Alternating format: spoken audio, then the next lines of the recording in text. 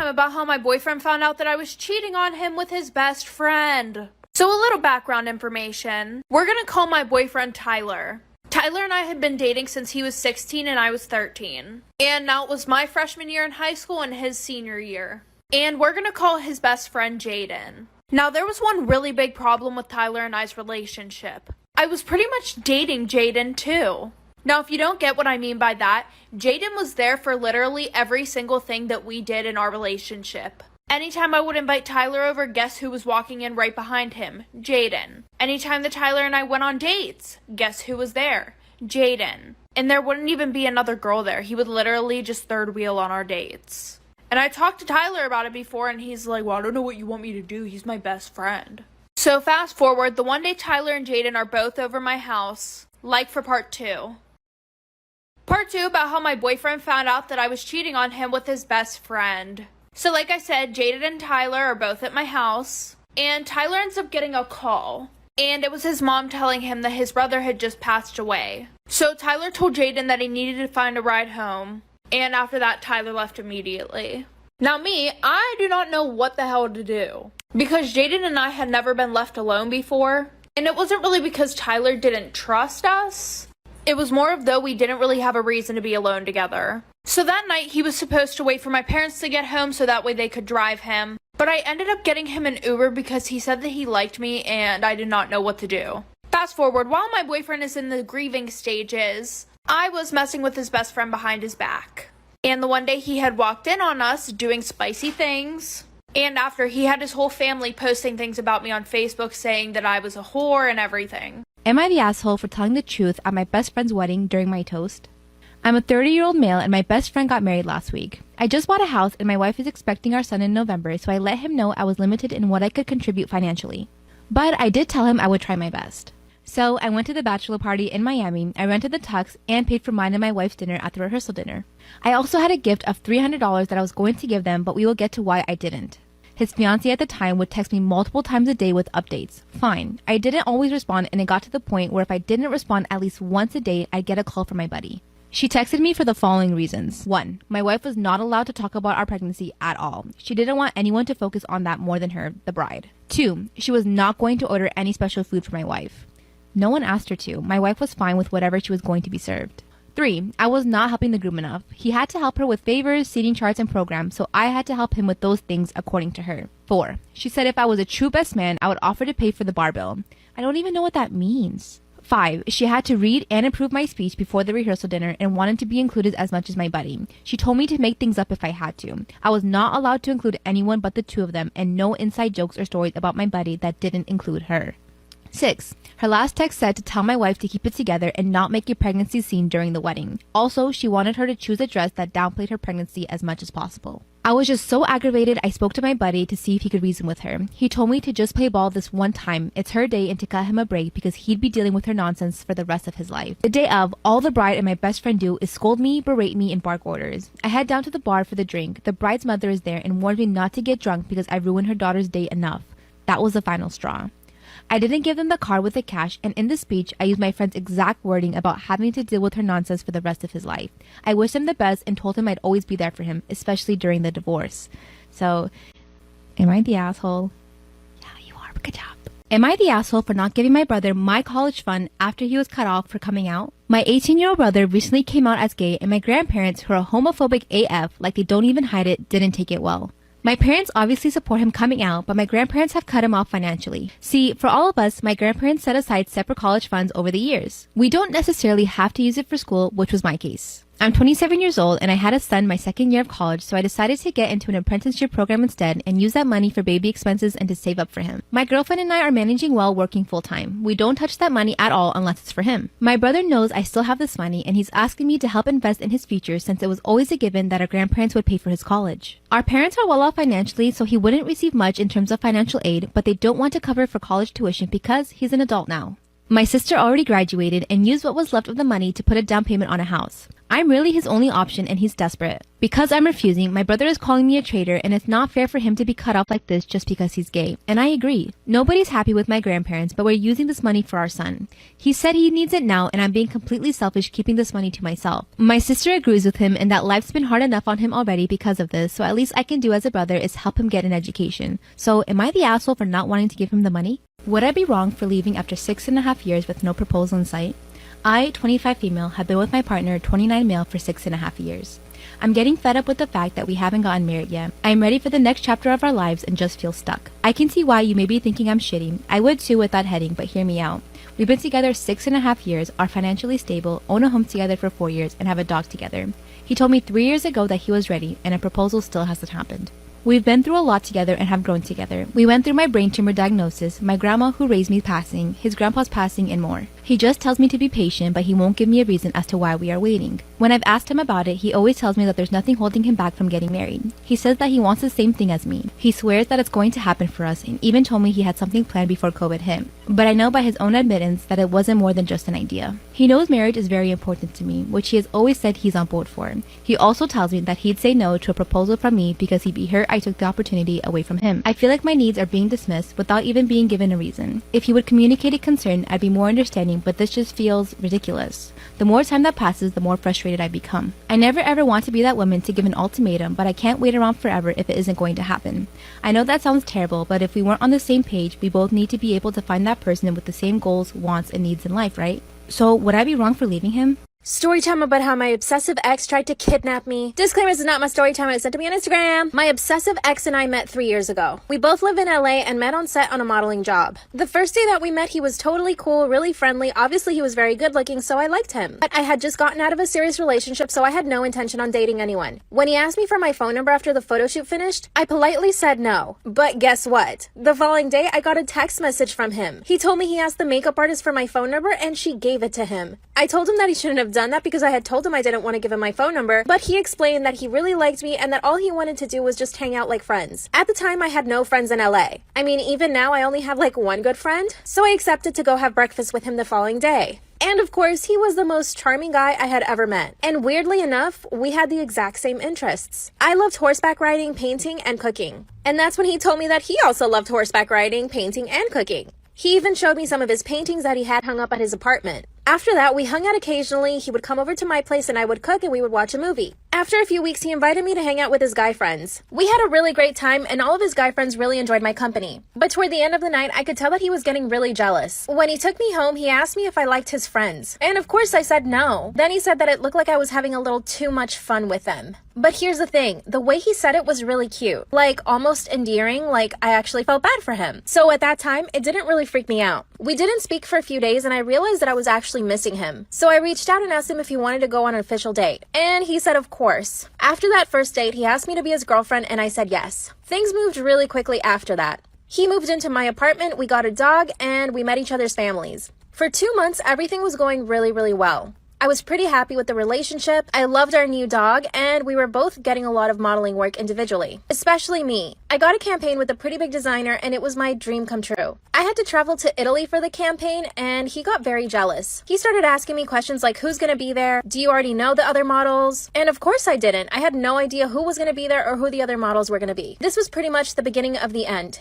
I was in Italy for 2 weeks, and while I was there, he would constantly call me, text me, check up on me. It even started affecting the work I was doing. I would run to my phone in between shots just to answer it so that he wouldn't think I was doing something bad. The photographer even asked me to put my phone away, and I did. Of course, this made him freak out. The following day, he shows up at my hotel. He told me that I needed to start behaving like his girlfriend. Then he started going to all the photo shoots with me. He would watch me like a hawk while I was working. Things Get Scary Part 2. Part 2 of how my obsessive ex tried to kidnap me. Disclaimer, this is not my story time. It was sent to me on Instagram. After he acted really controlling and jealous in Italy, I decided to break up with him. When we got back to LA, I told him he needed to move out. He totally freaked out, grabbed my phone and threw it up against the wall. I kicked him out and told him never to come back. The following day, I had to go buy a new phone, and I told him that if he wanted to come pick up his stuff, he could. Luckily, he took all his stuff when I wasn't there, and he even left his apartment key. I thought it was all over.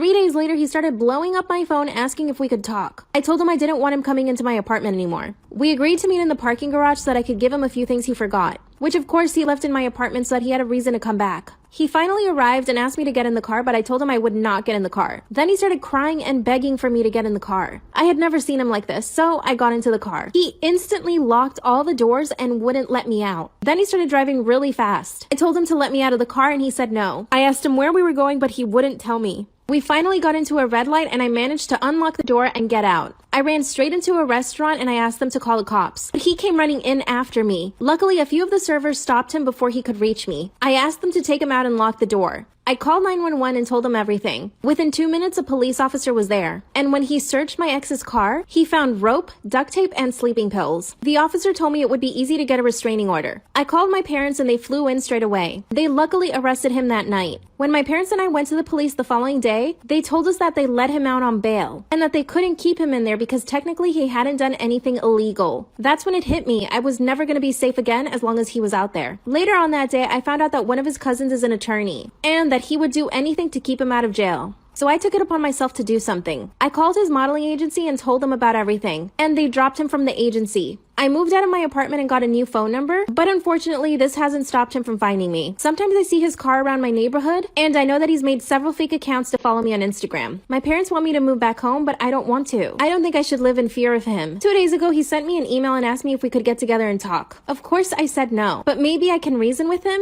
I don't know. What do you guys think I should do?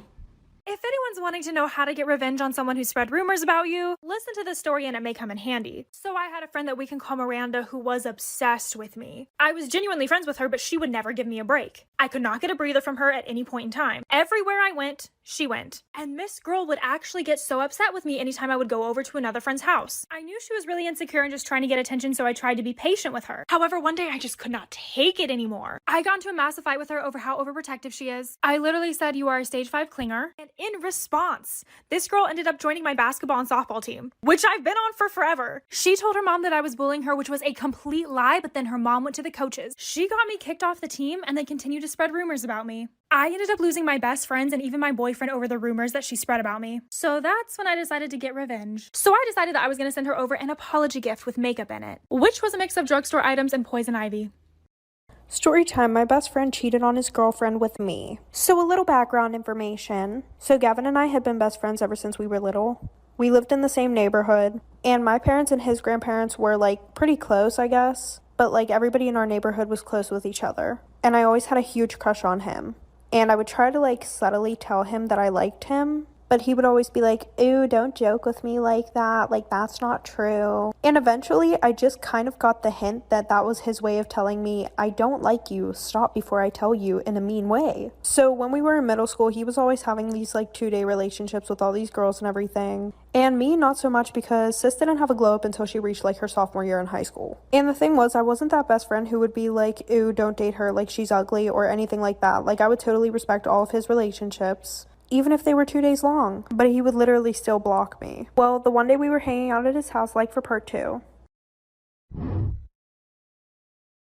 About how my best friend cheated on his girlfriend with me. So I said, the one night I was at his house and he was on my phone and he was asking me who all these guys were on my Snapchat. And I told him that I had been talking to them and he was just being super toxic. He was talking shit on every single one of them. So eventually I started dating this guy, Trey, and after that he texted me saying that I was gross and everything else, when the next day he literally got a girlfriend. But weirdly enough, he didn't block me that time. He actually started texting me more, saying how him and his girlfriend were so happy together, da-da-da-da-da. And unlike him, I would be supportive. Well, the one night at 2 a.m., he came over my house and he was like, "I don't have feelings for my girlfriend." And I'm like, "Okay, then why are you with her?" And then he has the nerve to say, "Don't you get that I like you?" Really? Well, eventually we cut off all communication and he was still with this girl. Well, the one night he asked me to come over and talk, and we ended up doing the nasty. And then he blocked me on everything, after he said we should both leave our girlfriends and boyfriends. Well, I ended up telling his girlfriend what we did, and they also come to my family cookouts. Extremely creepy story time on how my aunt passed away. So a little background information. About 5 years ago, my aunt had gotten pregnant. It was really weird because a few months before she got pregnant, the doctor told her that she would never be able to have kids. And her husband had been trying for years. Well, I think 2 weeks after the baby was born, it had passed away. And I don't really know why. For some reason, my mom won't tell me. which is weird. But anyways, after that, my aunt just felt like a lot of things weren't going the way that she wanted them to in her life. So she decided to get closer with God. Well, every Sunday night, we go to my grandparents' house for a family dinner. And while we were there, my aunt starts going on this whole rampage. She said that God's not giving her the answers that she needs, and I don't really know what she means by answers. So my grandparents kick her out because she's acting like a psycho. Well, the same night at 3 a.m. in the morning, we hear a knocking on the door. And lo and behold, it's my aunt. So my mom lets her in because she feels bad and feels like she's the only one that will actually listen to my aunt. So she makes everybody sit at the kitchen table, and she pulls out a Ouija board from her bag, like for part 2.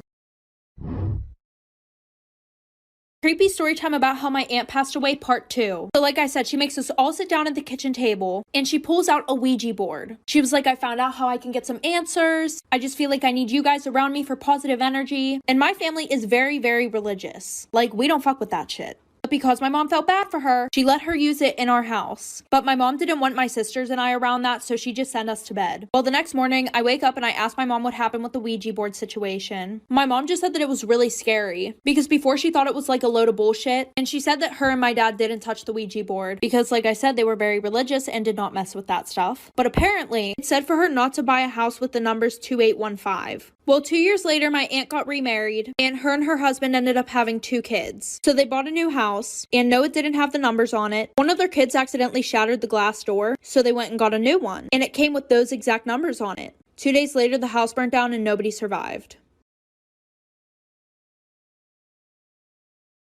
Story time about how my boyfriend broke up with me to marry my mother. Disclaimer, this is not my story time. It was sent to me on Instagram. Yes, my boyfriend actually did marry my mom. A little backstory on him. He and I had been dating for 6 months. We decided we wanted to move in together, but neither of us had a job. So we ended up moving in with my mother. A little backstory on my mom. Her and I never got along when I was growing up. I mean, it would get to the point where we would throw hands. Every single week she had a new boyfriend. Most of the time her boyfriends would come live with us and she would pay for everything. She even asked me to get a job so that I could help support her and her boyfriend. I started working at a restaurant. And yeah, I helped her pay for bills. I would even buy her boyfriend his beer. When I got accepted into college, I decided I would move out. After that, I barely spoke to my mom. Fast forward to when my boyfriend and I move in with her. She would wear lingerie around the house and constantly flirt with my boyfriend. I had to tell her on several occasions to cover up and just leave him alone. But here's the thing, it never bothered my boyfriend. In fact, he would flirt back. I thought he was just joking. Until a few months passed and he breaks up with me. Part 2 is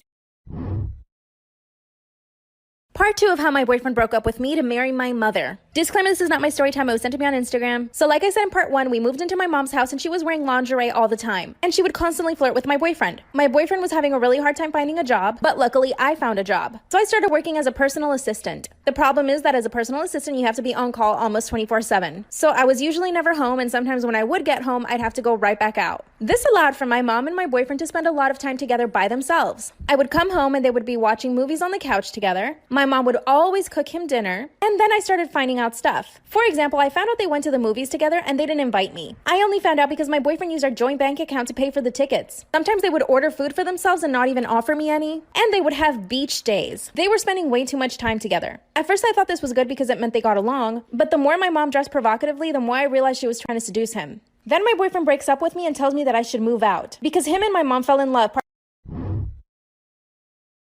Part 3 of how my boyfriend broke up with me to marry my mother. Disclaimer, this is not my story time. It was sent to me on Instagram. So one day my boyfriend breaks up with me and tells me that I should move out. And when I asked him why, he said that him and my mother fell in love. But since I was already suspecting something, it didn't really surprise me. But of course I was still devastated. That's when he asked me if I could move out that same night. Mind you, I don't have any money or even a place to go to. That's when I run over to my mom's room and guess what? She had locked herself inside. The coward didn't even want to face her own daughter. She told me that the best thing for everyone was for me to move out and that she knew I could get back up on my feet. So I grabbed some of my stuff and I went over to my best friend's house. My best friend invited me to live with her, thank God. A few weeks later, my mom invites me to her wedding with my boyfriend. Or ex, I should say. Last I heard, she's doing OnlyFans and my ex is living off of her. I have a better job, I'm thriving and have my own apartment. Story time! My cheapest client. As a beginner nail tech, I let a lot of things slide. And I feel like I was just too nice, and sometimes things can be my fault. But anyways, let's get into the story. At this point, I've been doing nails for at least like 5 months. And I had this one new client book with me. Everything was going smooth until they showed up. And they brought their own materials. By materials, I mean like rhinestones, gel polish, acrylic powder. Basically everything I needed to do her nails. And I never know how to say no because I'm a nice person and people scare me low-key. So I agreed and I'm like, okay, we can use these to do your nails. Everything was going fine. And she had all types of different designs on each nail, which took a lot of time. And she was extremely picky on where she wanted her designs. And the set probably took me around 4 hours. And at the end, her nails came out just how she wanted. And she refused to pay me because it was her materials, so I took her nails off. Story time, one of my rudest clients. So you all know when I was taking clients, I was a home-based nail tech, meaning I was working from my house. And to be more specific, during this time, I was working on my porch. When I first started receiving clients, I was charging about $15 to $20 per sets. And I also didn't have all the materials I have today because I couldn't afford it. When it came to nail products, I always had high-end products and products I know that wouldn't harm my clients' nails. When it came to lotion or cuticle oil, I would usually make it at home or like buy it at the dollar store. Now this one client, I was doing her nails, everything was going great. But as soon as I pull out the lotion and the cuticle oil, my client was like, oh my god, is that from the dollar store? And I'm like, yes girl, it is. It smells good and it works fine. And then she started recording me trying to expose me, saying that I'm cheap. And it made me feel some type of way, so I clipped her nails off and never received her. If a website ever asks you these questions, don't do what she did. Once there was a girl named Masha who heard that there's a new service that gives everyone free internet access. So she decided to use it, but this would lead to something horrifying for Masha and her family. After she connected to this internet service, a web page popped up asking her to register some information, but the questions were oddly personal. It asked, what's your usual mode of transportation? With a photo of a bus, a boat, a train, and a plane. Masha took her bike to school every day, so she clicked on the train instead. But the next day, the local news showed that there was a horrific train crash that killed everyone on board. Masha thought that this was a coincidence, but soon she'd realize that she made a deadly mistake. Later, she needed to use the internet again, so she logged back in. This time it asked, what kind of home do you live in? Along with 4 different pictures of different types of homes. She clicked apartment even though her and her family lived in a house. And the next day, the apartment building near her school burned down. The police suspected arson. Then she went back to the internet server one last time, but this time it showed a photo of her mother, father, sister, and herself with the question, who is your favorite family member? Girls, tell me about a time where your quick thinking probably saved your life. I'll go first. 2 years ago, I was walking my dog at the park and a man approached me and asked to take a picture of her. And I said yes, because why not? It's a picture of a dog. So he starts taking a picture of my dog, and then I realized that he was like holding up her collar, and then it hit me. My address is on that collar. He's not taking a picture of my dog, he's taking a picture of my address. So I told him that I actually didn't feel comfortable with him having a picture of my dog, and I asked him to delete it. So he deletes it and then like starts walking away really fast. And I was like, excuse me, sir, no, could you also go into your deleted album and delete it from there? And he goes, I don't have a deleted album. And I was like, you have an iPhone, everybody has a deleted album, could you please delete the picture? And he was like, sorry, I don't have a deleted album, and like keeps walking away. And keep in mind, this is like 2 PM in a park, like there's other people around. So now I'm like chasing after him and I'm telling him, sir, I know you have the album, I will show you where the album is, can you please go onto your phone so that we can delete the picture? Oh, part 2.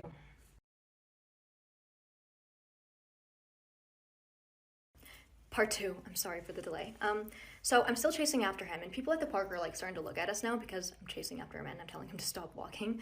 And so he stops, and I tell him again to delete the photo from the deleted album, and he goes, I don't have a deleted album. And I was like, yes, you do. Everybody does. It'll take 10 seconds. And he goes, fine. And he like goes on his phone, does something for a second. He goes, there, it's gone. And I was like, could I see the deleted album just to make sure it's gone? And he goes, no, you can't look at my phone. And I was like, I don't want to look at your phone. I just want to see the album just to make sure the picture is gone. That's it. And he goes, no, you're not going to look at my phone. And I was like, sir, I'm not going to stop and I'm not going to leave until you show him the album. So please just show me the album so we can be done with this. So he shows me the album. The picture was still there. So I made him delete it in front of my eyes. What if I hadn't noticed that he took a picture of my address? And what if I went home that day and, you know, that night when I took my dog out to pee, he was outside waiting for me? I mean...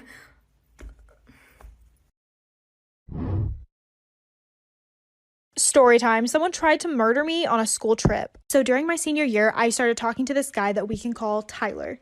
And we all had to go on a school trip for a competition. During this, we had to stay in a hotel room and we were all assigned partners. Well, I didn't know this at the time, but I was actually assigned Tyler's ex-girlfriend. We can call her Penny. And when I found out she was his ex, I was like, you know what? Not a big deal. I'm probably just overthinking it, but she had a reputation for being psychotic. And I mean psychotic.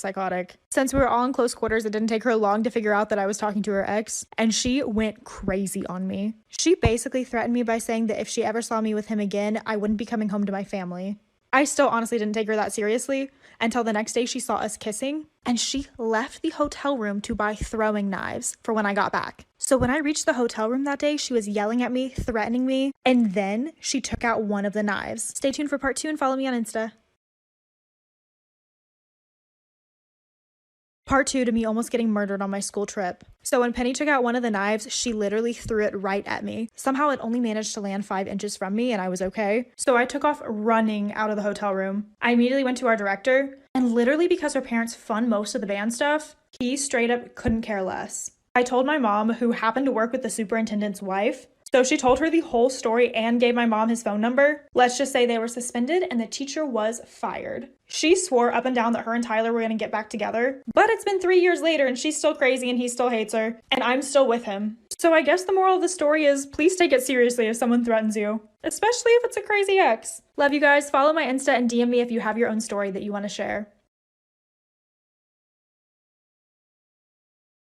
My boyfriend and I have been dating for over 3 years. His birthday was coming up and I wanted it to be special. I decided to pick out a day where I went to the mall and got things that I thought he'd like and put it all together as a big present. While I was there, I ran into a friend of his named Matt. I told Matt what I was planning, and since he was his close friend, I asked him if he'd be willing to help me pick out some things. Matt of course agreed, so we hit up some shops to find things that we both thought my boyfriend would really like. My boyfriend and I had recently moved in together and I knew that he was working, but his job's hours are always changing, so I didn't know when he'd get home. I didn't want him to catch me red-handed with all of the things before I hid them, so I asked him what he was doing and when he'd be home. That's when he told me that he was already off work and hanging out with Matt at the bars. This immediately stopped me in my tracks because there was no way he'd be hanging out with him since Matt was just a few feet away from me in the store. When I told Matt, he was confused too because he was never asked by my boyfriend to hang out at the bar. We have a very trusting relationship, so normally I'd believe him, but in this case I knew that it was a lie. I wasn't sure what to do because he's never lied to me before, or at least I've never caught him in a lie like this. That's when I decided to go home and wait for him.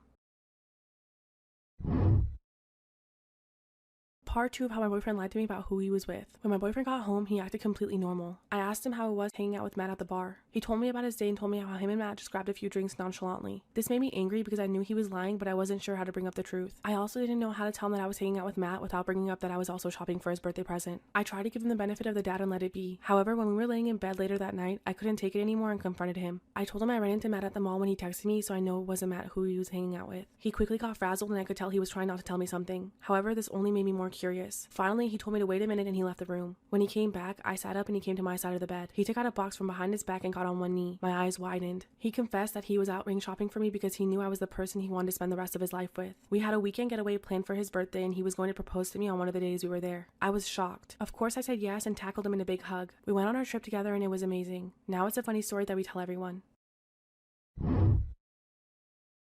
When I was around 13, my friend Sally and I were having a sleepover. I met her in the beginning of my first year at a new school. She was older than the other kids in our grade and was considered one of the popular kids, which is what I think drew me to her at first. It was your typical Friday night. We carpooled to her family's apartment after school. Her family was pretty religious and wouldn't let us watch horror movies, so we ended up watching Hunger Games instead. After the movie, Sally and I were hanging out in a room, listening to music and giving each other makeovers. By the end of it, we were looking much older than what we really were. Sally wasn't the most positive influence. Despite being my bestie at the time, she was manipulative and got off on putting me down. She also had a habit of talking to men online and lying about her age. She showed me some texts between her and a guy that she was talking to, which mostly consisted of him trying to convince her to meet up with him and the usual online creep stuff. According to him, he was 19. However, looking at the picture that he sent, this man was clearly at least 40 and looked like he lived in his mother's basement. Suddenly, we got a call from him. Sally answered without hesitation and I heard him say, "You're so pretty, why don't you come meet me?" Sally said she couldn't because she was spending the night with her friend. This sparked his interest. That's when he proceeded to try and ask us both to meet him. Sally, lacking any common sense, said yes.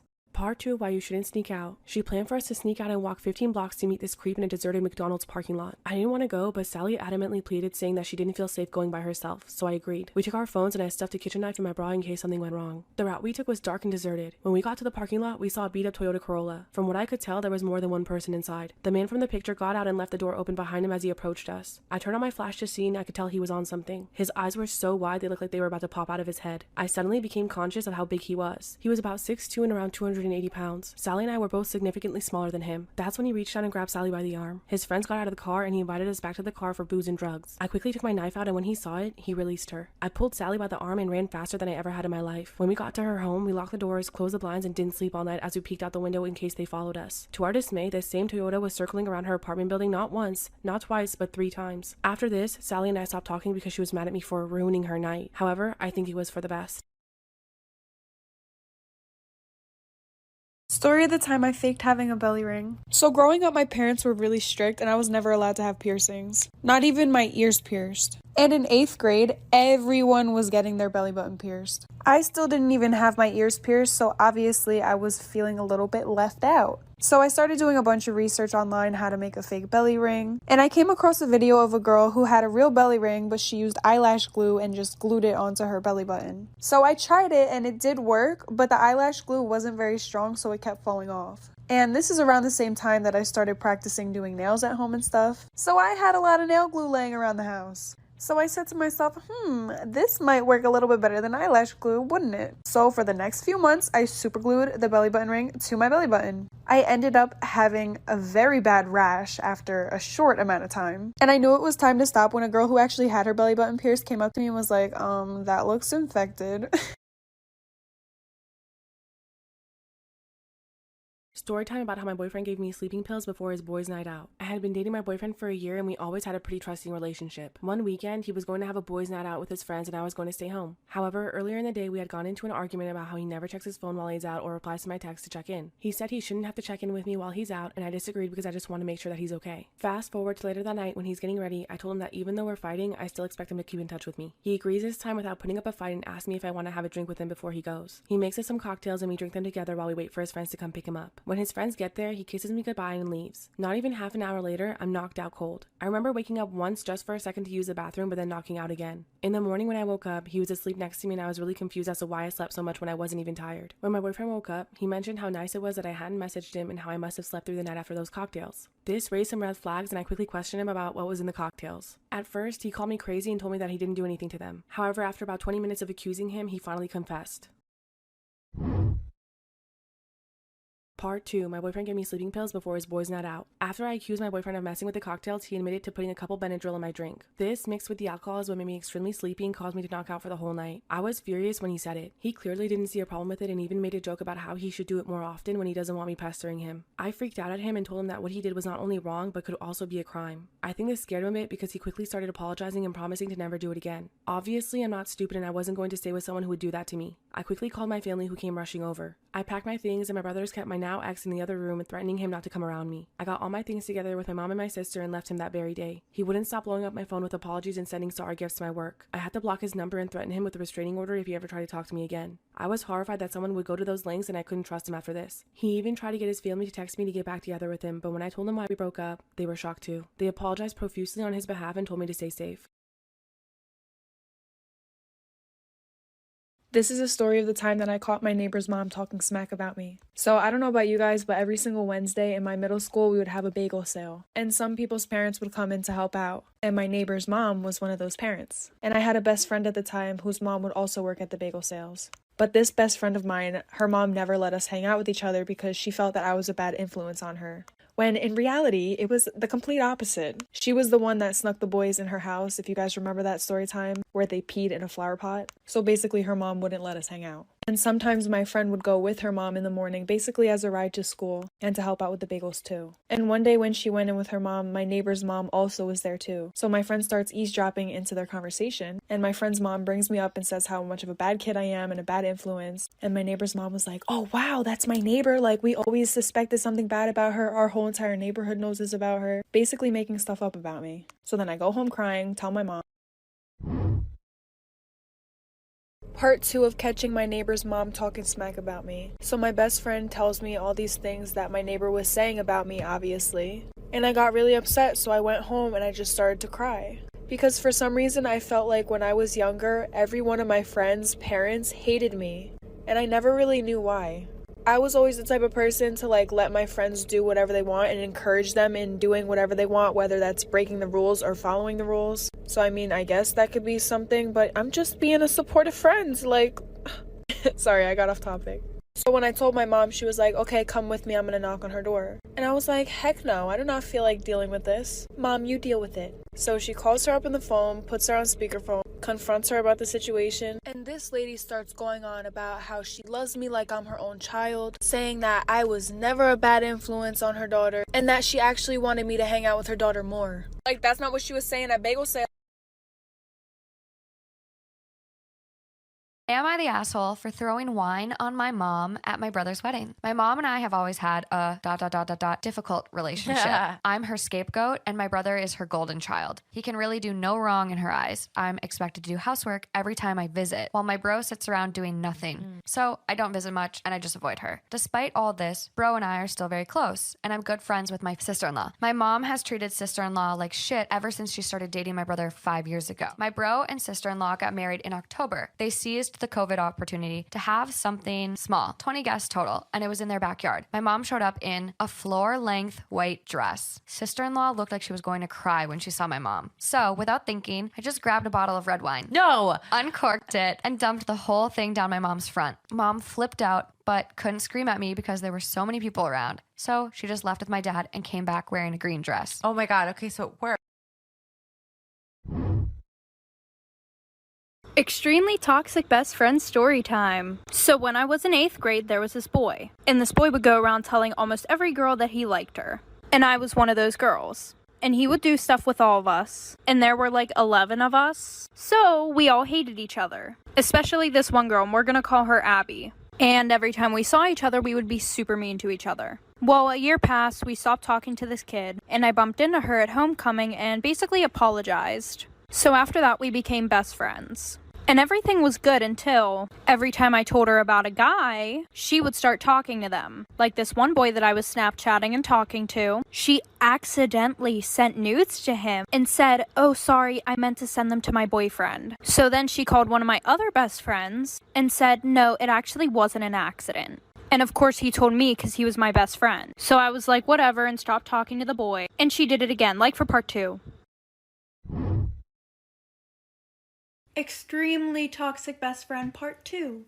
So pretty much her excuse for that was, oh, well, he said that he was gonna leak my nudes if I didn't send him them again. Which was a lie because literally half the school already had her nudes. So then I started talking to this other boy. And he lived like right down the street from her. So she was like, if you want to go to his house, you can. And I was like, are you sure? And she said, yeah, just go tell my mom.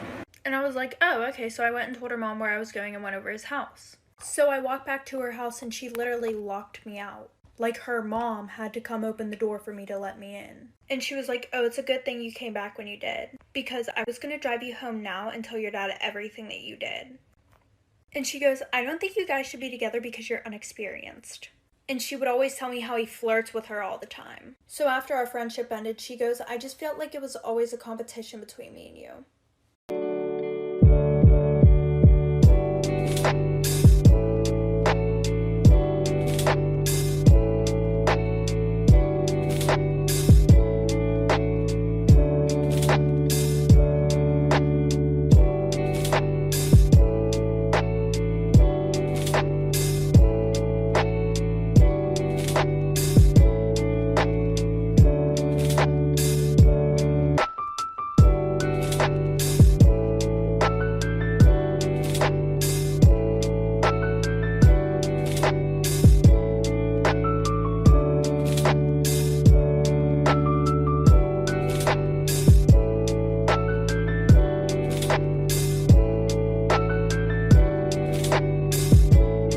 Storytime on how I joined a cult that believed in preteen marriages. And I'm talking 10, 11, and 12 years old. Now, when I first joined, I didn't know it was a cult. I just thought it was a place where people just praised God. So coming into it, I recently had just lost my father.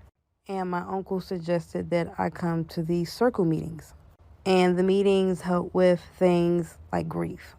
When I joined, everything was fine. And I was getting the help. Instead of thinking deeply about my heart, they got me to think deeply about my brain and my mental health. And our teacher, he didn't like to be called pastor. He just talked about the ways of the world and God's plan. One thing I noticed that with his lessons, he would never use a Bible. I never questioned it because I believed it's because he knew a lot about it, but that was a red flag. I'll be back with a part 2. Part 2 on how I joined a cult. So our teacher, aka, was kind of like a preacher. One of the red flags were the fact that he never read from the Bible. And I always assumed because maybe he just knew a lot. So anyways, as I'm spending my time at this cult, they were telling me how I should be dressing, how I should speak to others, and always staying with the family. And anyone that didn't believe what we believed were looked at as devils. So after a couple months, I started back up with college, and I started hanging out with my friends again. So one day there was a block party going on, and of course I went with my friends. Then I saw this one guy from my church. I said, hey, gave him a hug, and he asked me about my friends. They turned around and said hey to him, and then he looked at him strangely, pulled me aside and said, you should not be hanging out with these girls. He was talking about how they were dressing and how they're basically Satan. It gets crazier. Come back for part 3 on how I joined a cult. So the guy from my church that I saw at the block party, he was talking about how my friends were dressing, how they talked, and saying that they were Satan. He told me to stay away from them, and he was telling me that if I continued to be around them, that I would be cursed. He said that he was going to tell the group about my situation with me hanging out with them, and that he prays that I stay away from them, but if I continue to be friends with them, that I will be part of this whole demon tribe. And it's crazy because I looked at that man as one of the father figures inside the group, but now I just felt like that ad was controlling. I told him that they were good people and that we've been friends for years and that I'm not going to go anywhere. Then he took some water from his pocket, which I believe was probably holy water. He splashed it on his hands and put it on my forehead and said, rebuke the devil. Literally in the middle of the block party, everybody was looking at us like we were crazy. I told him to get off of me and he would not let go. And he was squeezing my arm so tight to the point I was. Part 4 on how I joined a cult.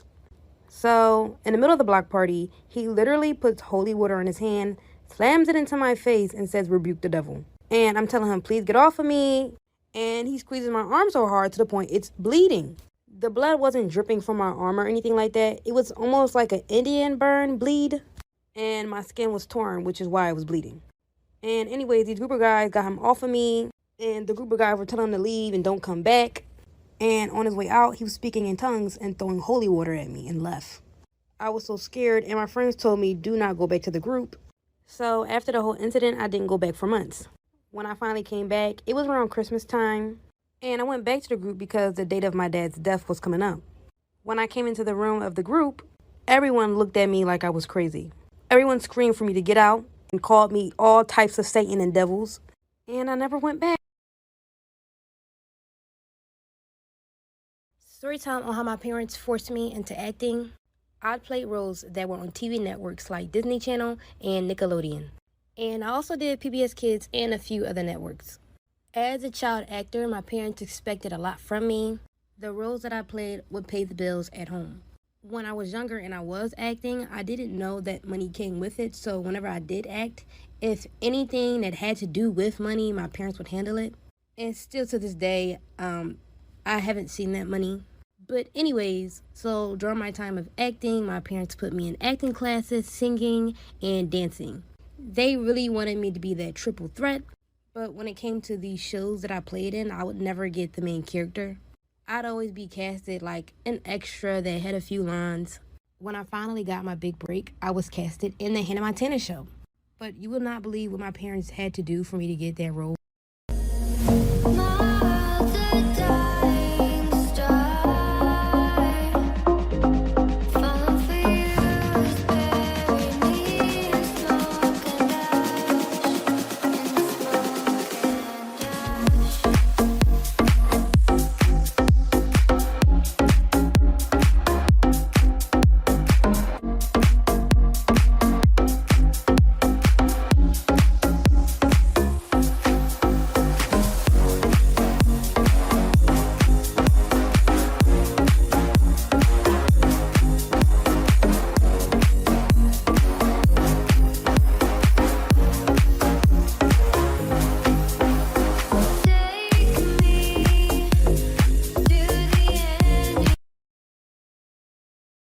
Part 2 on how my parents forced me into acting. So finally, I got a major role in a Hannah Montana show. For my role, I necessarily didn't audition. My parents built up a contract and forced my signature. In order for me to play the role, there were certain things that I had to do. When it came to getting clothes, I had to make sure I bought my clothes. With the money that I made at my previous acting jobs, I had to make sure my own makeup was done, had to make sure my own hair was done, and I also had to do janitor work, as in like sweep, mop the floors. Maybe a good 2 months before the show had started, I had to get the stage set up and, the scene.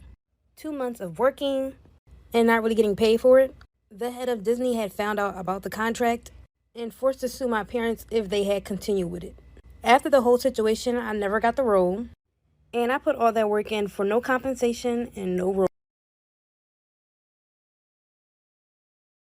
Storytime on how my best friend faked her death. By the way, we're going to call her Amanda, and we were both 16 at the time. Going through high school, Amanda got bullied a lot. She didn't necessarily know how to defend herself, so I would always find myself defending her all the time. And I had no problem doing it because that was my closest friend. We were like sisters, and we grew up together. And people bullied her about her nose being too big and her acne, just really mean stuff.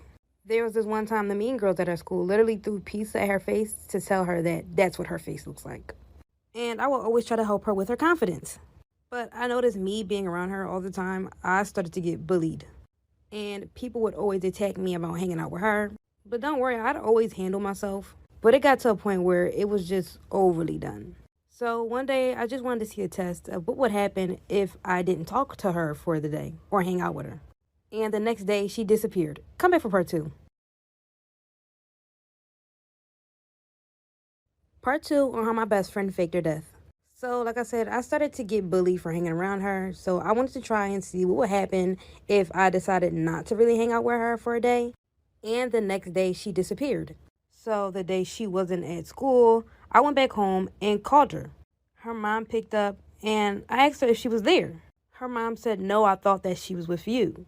So that night, Amanda never came home. So the next day, her mom had told me that she was going to go to the police station and file a missing persons report.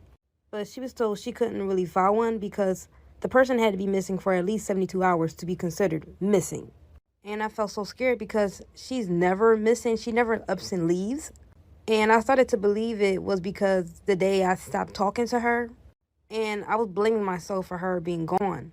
And I was hoping that she wasn't kidnapped. But come back for part 3 if you want to know what happened. Part 3 on how my best friend faked her own death. So Amanda was missing for a week. Her mom had came to the school to let them know that if they ever saw her come by, to please let her know or to please call the police. And during this whole time, a lot of people were coming up to me asking me what happened to her. And of course, I had to tell them that I didn't know because I didn't. But all I could hope is that she was safe and alive. There was a few students that laughed about her being missing, but there was a few students that cared. So I was asking people to put up posters. Around this time, social media wasn't really out, so we couldn't necessarily post anything online. Everything went on polls. Amanda was also in the news. And every day I cried hoping that she would come back. After 2 weeks of her being gone, I get a letter from Amanda. And I'm so shocked because I'm like, oh my gosh, where is she? And it was a suicide letter. Come back. Part 4 on how my best friend faked her own death. So I got a letter in the mail and it was from Amanda. I was so shocked about the letter, I opened it up really quickly. When I read it, I found out that it was a suicide letter. And I just sat there and cried. I had went to her house and knocked on the door to let her mom know, but her mom also received the same letter. After a couple days, her mom did have the police do another search and no one could find her. I was hoping maybe she didn't commit suicide in a place that we could never find her. I don't know, but it just didn't feel right and how she just left off this way. Her mom just couldn't believe it. So a couple months I would stay inside her mom's house. I'd sleep inside of her room, just grieving her being lost. But I couldn't believe that she committed suicide. I didn't believe that she was dead, and neither did her mom. Deep down, I knew that she was somewhere out there. Come back for part 5. Part 5 on how my best friend faked her death. So after 2 years of Amanda being missing, even though she wrote those letters to us, we both still didn't believe that she was gone. And I thought about her just about every day. During these years, her mom would constantly do searches. Maybe if she wasn't alive, then maybe they could find her body. Then she would find the truth. Her mom couldn't accept the fact that maybe she was dead. And every week on Sunday, she'd go out there even by herself. My mom and a few of her friends would always tell her she can't keep doing that. She'll even sometimes go out in the middle of the night, walk around calling for her. And her mom started to get really sick. After the 3rd year of her being gone, her dad finally came inside the picture. Amanda was never really close with her dad. He wasn't really a part of her life. He started to see how mentally ill her mother was becoming, so he decided to set up a funeral so this all could end. But her mom didn't want to attend. Come back for part.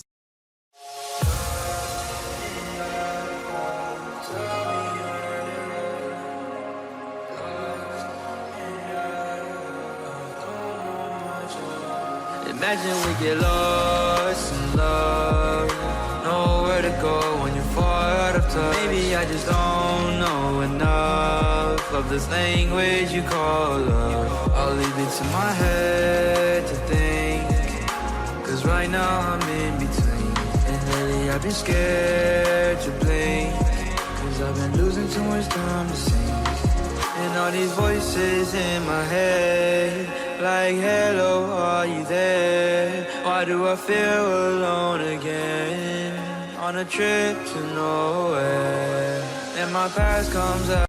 This is a warning about a very creepy app that you should never download on your phone. A few years back, there was this rumor going around about the Talking Angela app that was released in 2012. Angela is a cat character who is sitting at an outdoor table at a Parisian cafe, and she interacts with users in several ways. She will repeat whatever you say into the microphone, and if you enable your camera, she will see your facial expressions and respond to them. And if you remove child mode, you could actually talk to her in a text chat. The rumor was that children weren't just talking to a friendly cat, but instead real creepy people. Parents were complaining that their kids were being asked weird questions like what their full name was, where they lived, where they go to school, just things that a children's app wouldn't usually ask. So this warning was going around the internet telling people to delete this app from their phone. There were also creepy stories about people being stalked in real life by unknown people after using this app. Now, it did come out that it was all a hoax, but I mean, who really knows? Part 6 on how my best friend faked her death. So her dad wanted to set up the funeral so they could finally end this grieving. Her mom didn't want to attend because she didn't believe that she was dead, and I still couldn't believe it either. Her dad read the note, and he wanted them both to stop all this pain. After a couple months battling out of doing a funeral, he finally did one. And I started thinking, maybe she is gone, because maybe then I could let go of this whole situation. So, of course, me and my family attended the funeral. I mean, of course, they had no body to bury, but they did set up a grave. And they put her stone in the ground. So, after 11 years of that happening, I believe that she was dead. I had moved to Texas, met my husband, which I married, and I got pregnant. Maybe 4 months into my pregnancy, I wanted to take mommy classes. And when I got there, the instructor looked like Amanda's mom. Part 7 on how my best friend faked her death. I got pregnant and I wanted to start taking mommy classes. When I had got to the class, the instructor looked like Amanda's mom, but almost like a younger version. When I looked at her face even closer, she had the same mole that Amanda had down the bottom of her chin. And then I snapped. That's Amanda. When I walked up to her and said, Amanda, she looked at me and froze. After she stared at me for 5 seconds, a girl comes up to her and says, Mom. I looked over and gasped. After she talked with her daughter, there was more and more women coming in for the class. And once I realized it was her, I ran back to my car. When I got to my car, I started to have a panic attack because that was her. And the daughter that called for her had to be maybe 12 or 13 years old. And I started to think, in order for Amanda to have a 12-year-old now, she would have to have gotten pregnant months before she went missing. Storytime on how I catfished my boyfriend to see if he would cheat on me. So around the time I had to be like 15, 16, and my boyfriend, he was probably like 17 because he was about 2 years older than me. Everything in our relationship seemed fine, but He was very secretive. For one, he'd never let me touch his phone. He would always make sure anytime he put his phone down, the screen was face downward, or he'd put it in his pocket or just hide it. Anytime I asked to use his phone, maybe to call someone, he'd be like, no. I knew that there was something going on that he wasn't telling me, so I created a fake Snapchat account. I found pictures of this really pretty girl on Instagram, and I used all her pictures. And I'd post stories here and there, and then I decided to reach out to him. And he literally responded in like 5 minutes. I said, hey, do you have a girlfriend? And you're not going to believe his response. Come back for part 2 on how I catfished my boyfriend to see if he would cheat on me. So, like I said, I reached out to him, and he responded immediately. I asked him, hey, do you got a girlfriend? And he responded right now that he's just talking to people. But he didn't clarify inside of any of the messages that he had a girl. Then I started thinking maybe he thinks that our relationship is like still in talking stage. So I didn't get too mad until I asked him if he wanted to go out. Like go out on a date. He asked me where I would like the date. And I told him I like to meet him at a movie theater. And like for a good week, we're sitting there flirting and we're planning out our date. Now, the whole time of us planning out the date, when the date came, I didn't really expect to see him. But when I walked up to the corner of the movie theater, he was standing outside. Come back for part 3.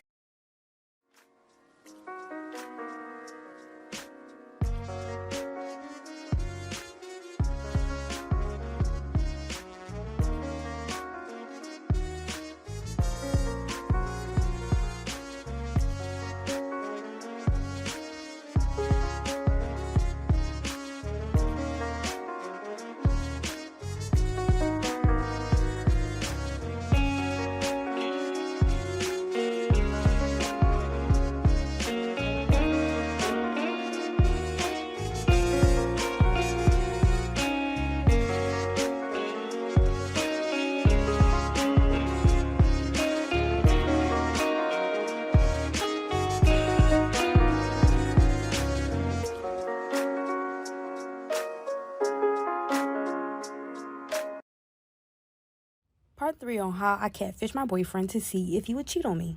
So I peeked beside the movie theater and I see him standing outside. I was seriously heartbroken that he was going to meet up with the catfish. And I had him sitting there waiting. I was texting him through Snapchat telling him, oh, I'm a bit late. And I literally had him sitting there for 2 hours. Also, during this whole process of him waiting, also went ahead and got food and came back. After a couple minutes, he was like he was just going to leave. By then, I had popped up at the movie theater and asked him, what are you doing here? And he responded, oh, I just got done seeing a movie. I was like, why didn't you tell me you went to the movie theaters? Maybe I could have came with you. Then he was like, no, I just wanted to go by myself. Then I pulled up my phone, showed him a picture of the girl I was catfishing, and asked him, was this your date? Then he pretended to not know who that was, and then I showed him our messages. When he found out it was me the whole time, he got mad at me and broke. Back when I was in middle school, my sister had got pregnant in high school. And she had got pregnant by a guy which she was dating for around like 8 months. When my sister finally got the guts, she had told our parents. And my mom and dad were extremely furious. My mom had told her that she's not allowing her child to bring any bastard children in the world. And that the only way that she can have her baby is if she gets married. And my parents were really religious. My dad was a preacher. My dad's ultimatum to her was to either get married or have an abortion. He really cared about our image to the church, and he said that she needed to get married. My sister at the time, she really wanted the baby, so she kind of proposed to the guy that she was dating in a way. But he had said no. 2 weeks later, the reason why he said no was because he already had another child and another baby on the way. Come back for part 2 of how my sister proposed to a guy that she was dating. So her boyfriend had said no. And she ended up finding out the reason why he said no was because he already had another child and another baby on the way. But she didn't find out through him. She found out through his mom. She had went to his mom to get her blessing, and she spilled everything. And his mom had no clue that she even existed. The whole time that they were together, he was already with 2 other women. She had first saw his son who was running around in the house. And the girl that was pregnant at the time was the girl that he was dating for like 2 years. Instead of her receiving his mom's blessing, his mom told my sisters to stay away from him because she don't want her ended up like his other baby mamas. Not knowing the reason why she even asked for his blessing was because she was pregnant as well. After everything his mom told her, she told her thank you and she left. If you guys want to know what happened after that, come back for part 3.